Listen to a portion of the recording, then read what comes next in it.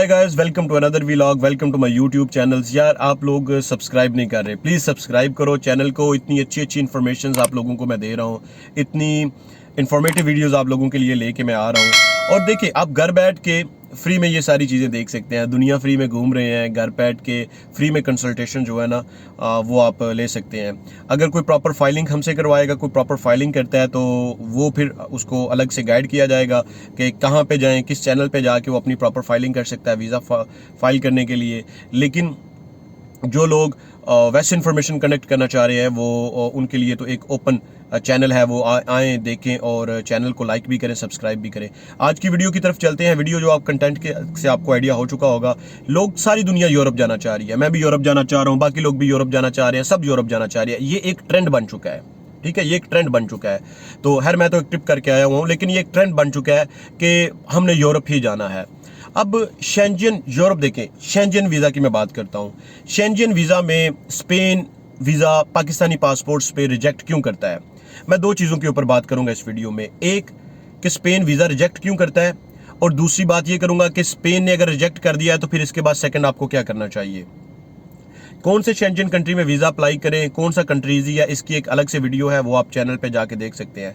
अब बात करते हैं कि स्पेन पाकिस्तानी पासपोर्ट पे वीज़ा क्यों रिजेक्ट करता है।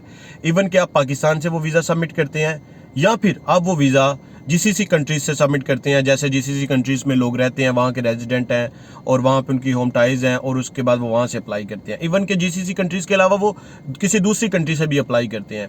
तो स्पेन वीज़ा क्यों रिजेक्ट कर देता है, इसकी सबसे बड़ी रीज़न ये है कि एक मैं आप लोगों को बेल्ट बताऊंगा, एक पट्टी बताऊंगा।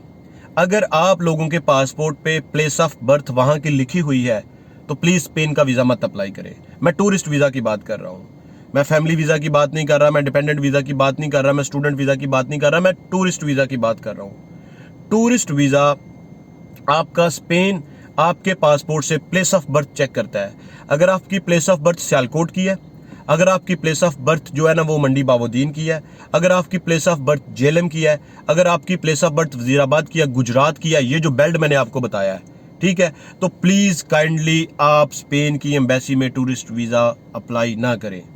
दे देगा, हो सकता है 100 में से किसी एक को, 200 में से कह सकते हैं कि 4 या 5 को ये रेशो है उसकी वीज़ा देने की, लेकिन मोस्टली वो वीज़ा रिजेक्ट करते हैं।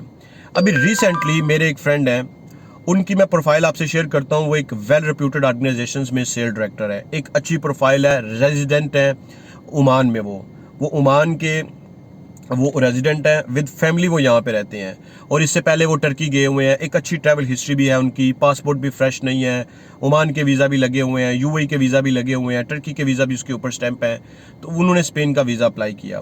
उनके जो पासपोर्ट पे प्लेस ऑफ बर्थ है वो है जेलम की। ये ज़रूरी नहीं है कि इसी वजह से उन्होंने इनका वीज़ा रिजेक्ट किया। उन्होंने तो 2 मेजर रीजंस बताई हैं, वो मैं आपको बताता हूँ। पहली बात तो ये है कि जब भी आप वीज़ा फाइल करते हैं, आप एक स्ट्रक्चर बनाएं, एक फॉर्मेट बनाएं और अपने माइंड को क्लियर करें कि आप वीज़ा कौन सा अप्लाई करने जा रहे हैं।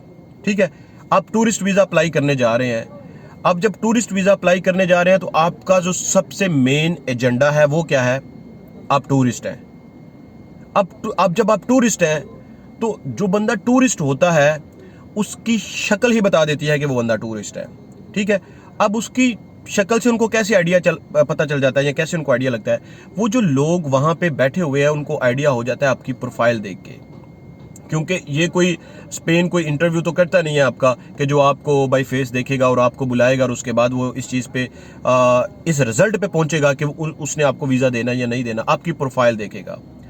अब मेरे वो जो दोस्त थे उन्होंने प्रोफाइल पे क्या मेंशन किया हुआ है, जो एक कवर लेटर लिखा है उस पे कि उनकी वेडिंग एनिवर्सरी आ रही है और वो अपनी वेडिंग एनिवर्सरी को स्पेन में अपनी फैमिली के साथ जाके एंजॉय करना चाह रहे हैं। कोई बुरी बात भी नहीं है, हम लोग सोच सकते हैं, लेकिन चूंकि जब बात पाकिस्तानी पासपोर्ट की आ जाती है तो फिर सबसे पहले यहाँ पे ये चीज़ आती है कि आपने पाकिस्तान में रहते हुए या पाकिस्तान से जब आप बाहर निकले थे तो आप और कितने कंट्रीज़ में गए हैं अपनी वेडिंग एनिवर्सरी को एंजॉय करने के लिए।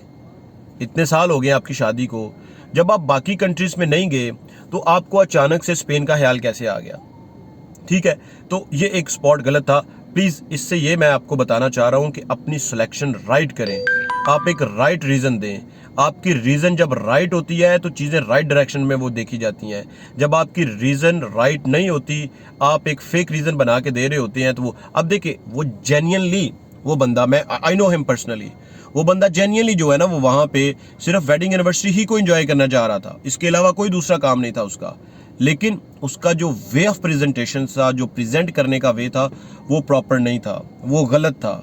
अगर वो प्रॉपर होता तो डेफिनेटली उसको वीज़ा मिल चुका होता। दूसरा पॉइंट, एक तो ये मैंने आपको बता दिया है। दूसरा पॉइंट ये है कि जब आपको रिफ्यूज़ल हो गया, शेंजियन का एक दफ़ा आपको रिफ्यूज़ल हो गया, अब सेकंड स्टेप पे आपको क्या करना चाहिए?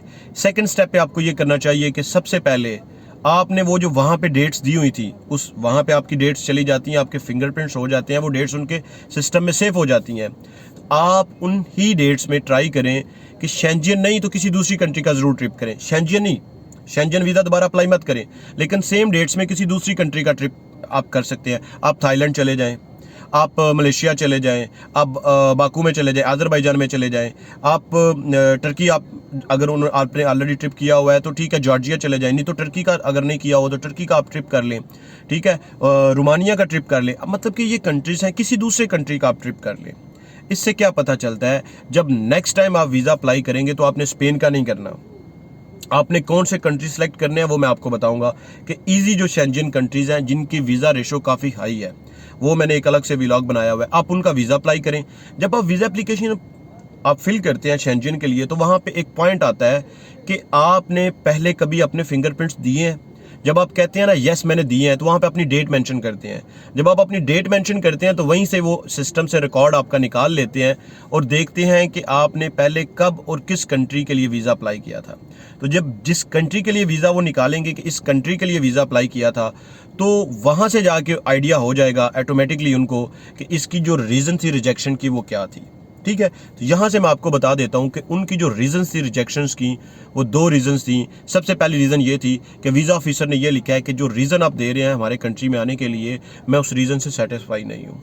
दूसरी उसने रीज़न और जो दी है जिस पे उसने वीज़ा रिफ्यूज़ किया, वो उसने ये दिया है कि मुझे डाउट है कि आप जो विद इन टाइम पीरियड बता रहे हैं, आप इस टाइम पीरियड्स पे हमारी होम कंट्री को नहीं छोड़ेंगे, इट मीन आप वहाँ पे ओवरस्टे हो जाएंगे। ये दो रीज़न्स उन्होंने दी हुई हैं जिसके बिहाफ पे उन्होंने उनका वीज़ा रिजेक्ट किया है।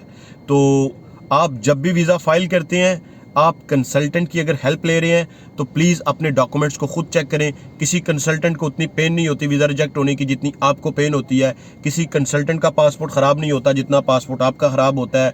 किसी कंसल्टेंट का रिकॉर्ड ख़राब नहीं होता जितना रिकॉर्ड आपका ख़राब होता है।